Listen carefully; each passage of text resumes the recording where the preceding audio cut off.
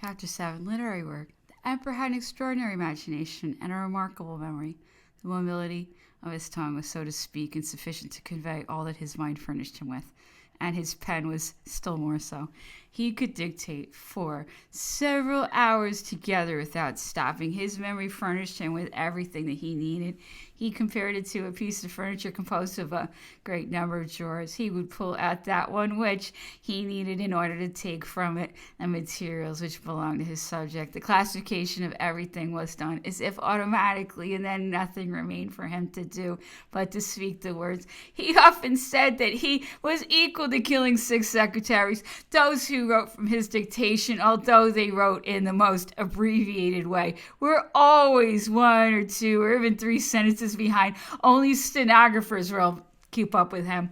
Therefore, as soon as he learned of this method of writing, as fast as speech it was when he returned from the Russian campaign, he never failed to have a secretary, Monsieur Joanne, who was very skillful at it, which greatly relieved his other secretaries.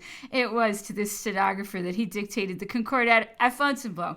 The emperor wrote fast enough, but he had not the patience to write. The first lines are passably written, but those that followed were illegible. One had to be very much accustomed to the form of his letters, of his words, and the way they were run together in order to be able to decipher them, and even the ablest would seek for a long time before divining the meaning of these sort of hieroglyphics. To read the emperor's writing, one had to have good eyes and a good memory, because sometimes he wrote very small, and on the other hand, certain words were written differently in different places. What made the difficulty greater was that the emperor, who usually wrote in a very abbreviated manner, often omitted necessary letters or put in others which did not belong there. Finally, it almost always happened that he could not read his own writing. He knew what ought to be there, but did not know what he had put down. Many a time when I went to ask him what he had written, I would get by way of an answer, "What, imbecile? Don't you know how to read?" "No, sire. It is written as clearly as though it were printed. Look, sire, I have looked with all my eyes. I can't make out the word which your majesty has written."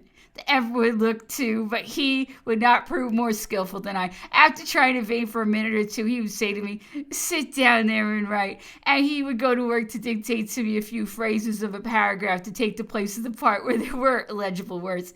He ended by giving up pens and ink and substituting pencils. He had a number of them ready on his writing table, which enabled him to write more rapidly and saved the time which it took him to dip his pen in the ink. If he thought that what he had to write would need more pencils than he would keep someone with him to sharpen them as they were used up, and with that it often happened that he wrote on the wood.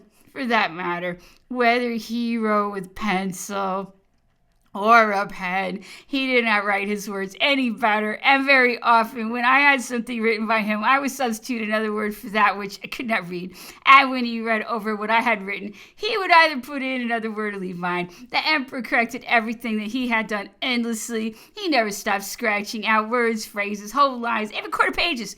He was constantly adding, changing, cutting out. There were corrections of corrections, even in what he considered clean copy. He would say in connection with this, Rousseau copied his Nouvelle Eloise 7 times. In making corrections, if it was to add, he would write them in pencil between the lines, between which he would put as many as 2 or 3 other lines.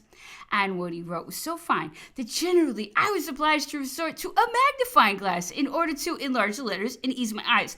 If he cut out, he drew lines from left to right across words and phrases. The emperor was infinitely fond of reading. The Greek and Roman historians were often in his hands, especially Plutarch. He could appreciate this excellent author more than anyone else. Therefore, the lives of illustrious men always appeared on the shelves of his campaign libraries. He often read Roland. The history of the Middle Ages, modern history, and particularly histories occupied him only casually. He only read religious books, which he had was the Bible. He liked to read over in it the chapters which he had heard read in the ruins of the ancient cities of Syria. They painted for him the customs of those countries and the patriarchal life of the desert. It was, he said, a faithful picture of what he had seen with his own eyes.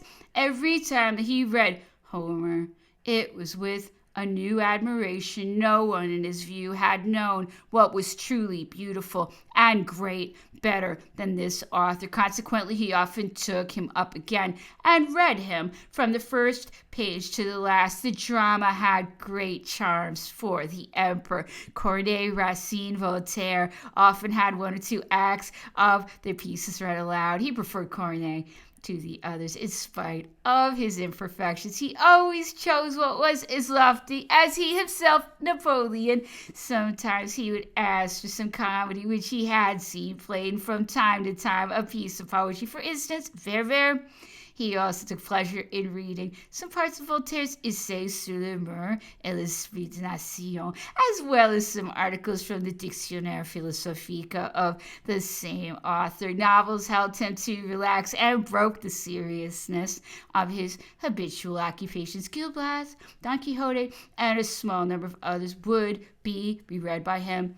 Those of Madame de Staël, Genlis, Cotin, Souza, he read over sometimes, but the novels which he could not bear with those Pigault, Lebrun. He could not endure this author.